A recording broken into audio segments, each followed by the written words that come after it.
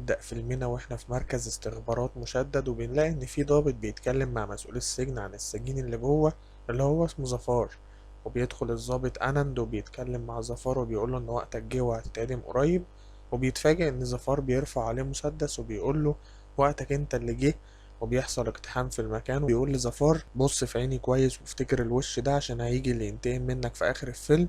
وبيولع فيه وبيهرب، وبنروح هنا على خبر قلب الدنيا وهو عن سرقة أغلى ماسة في العالم اللي اسمها كوهينور وهي في لندن، وبيظهر لنا الشخص اللي سرقها. وبعد كده بنروح على هارلين اللي عايشة مع جدتها وبتقول لها عايزين نفرح بيكي بقى وشد حيلك كده. وبتلاقي هارلين إن في برنامج جديد كده على الضيق وبتقرر تاخد التجربة وتقدم فيه وبتقول لجدتها تمام. وبنرجع هنا على واحد اسمه راجفير وهو قاعد مع عصابة وبيتفاوض معاهم مقابل الكوهينور اللي سرقها، ولكن صاحب المطعم بيقول أنا نسيت وحطيت المنوم لناس تانية. بيهرب راجفير منهم وبياخد ماسة ويجري، وبتكون هارلين قاعدة في الكافيه مستنية. بتلاقي راجفير داخل عليها وبتكون شاكة ان هو ده، ولكن بيقعد معاها والجرسون بيتكعبل كده من قوة الحب اللي بينهم. ولكن راجفير بيلحق الحاجات قبل ما تقع وبتقول له انت لحقتها كده ازاي؟ قال لها اصل انا ايدي طايلة. نيجي الناحية التانية على الحكومة الهندية وهم بيتعرفوا على وش راجفير وبيحددوا الهدف بتاعهم على اساس ان هو مجرم ومطلوب القبض عليه. نرجع نلاقي ان الحكومة كبست على مكانهم وراجفير بيهرب وبيدبس هارلين في الحساب. واثناء ما هارلين ماشية بعربيتها بتتفاجئ براجفير قدامها تخبطه وبيقابلها وبيقول لها انا اديتلك مخدر هيفقدك ايدك الوعي شويه، وهقول لك على نصيحه خلي بالك منها. دلوقتي في نوعين من الناس هيطاردوكي،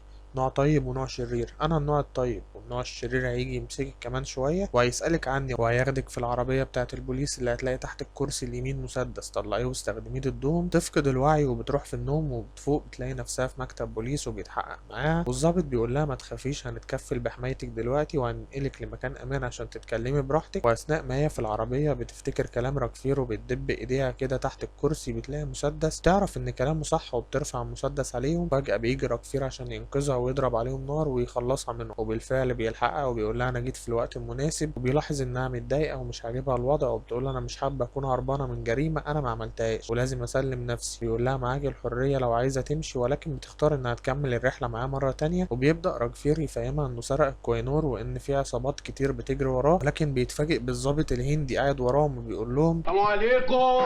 انتوا وقعتوا متلبسين والكوينور موجودة معاك، ولكن بيتضرب عليهم نار فجأة وبينط من الشباك بيهرب. وبتفوق هارلين مرة تانية بتلاقي نفسها على جزيرة ومش فاهمة أي حاجة. بتسأل راكفير بيقول لها المكان ده مجهول ومحدش يعرفه غيره. بتروح هارلين بتطمن جدتها ولكن الإشارة بتاعتها بتتلقط، وهنا مش عارف ليه في كل الأفلام السكيورتي مان لازم يبقى نايم أو مش واخد باله كده يعني، ولكن بيحددوا مكانها وبيهجموا عليهم. وهارلين بتقول لراكفير أنا السبب عشان عملت مكالمة من الموبايل، وبيبدأ يهربها ولكن بيجروا وراها وبيظهر هنا عشان ينقذها بالفعل وبيبدأ يضرب عليهم نار لحد ما بيتخلص منهم. بتفقد الوعي مرة تالتة وبتصحى المرة دي بتلاقي نفسها في مكان جميل وبيقول لها البسي دريس حلو كده عشان رايحين حفلة. وبيروح فعلا حفلة وبيتكلم مع رجل أعمال مجرم بيتفاوض معاه عشان الكوهينور، ولكن بيتغدر بيه وبيتضرب عليه نار بالغلط من رجالته. وبيسأله ألاقي فين ظفار، بيقول له مش هتلاقيه إلا لما هو اللي يعوزك.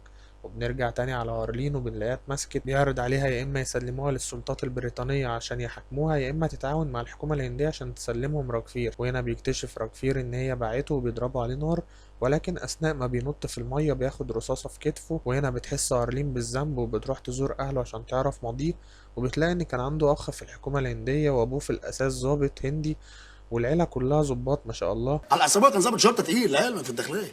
ها وجدي اللي هو ابو ابويا كان ضابط شرطه برضه تقيل في الداخليه. تعرف انه معاه ميدالية ذهبية في السباحة، وبتخرج من عندهم بتلاقي نفسها اتضربت واتخطفت. ولما بتفوق بتلاقي ظفار قدامها وبيقول لها الكوهينور دي مزيفة.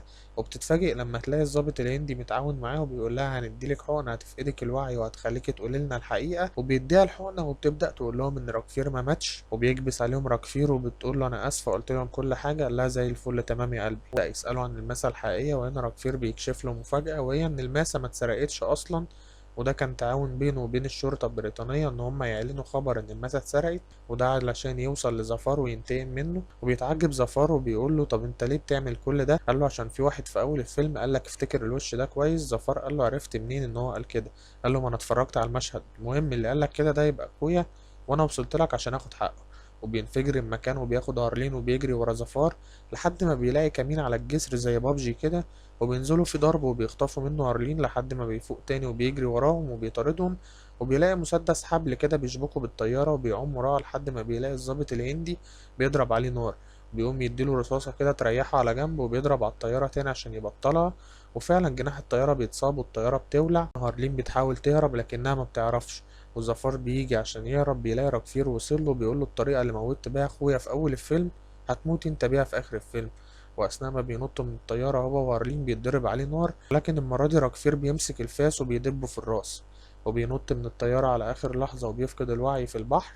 والمرة دي هارلين بتيجي بتنقذه وبيفوق كده في المستشفى، بيلاقي ان الوزير الهندي بيقوله ان اللي انت عملته ده مش مسموح، كده الهوية بتاعته لازم تتمسح ويعيش بشخصية تانية. واول ما بياخد الدواء بيفقد الوعي، وبيبص بيلاقي هارلين خدرته وبتهربه من المكان وبتوديه بيته عشان يرجع يعيش وسط ابوه وامه مرة تانية. بعد ما انتقم لاخوه بتعيش معاهم هارلين، وبنقفل القفلة السعيدة. خلص فيلمنا على كده. كتب الفيلم ومنتجه مايكل جرجس اللي هو انا طبعا.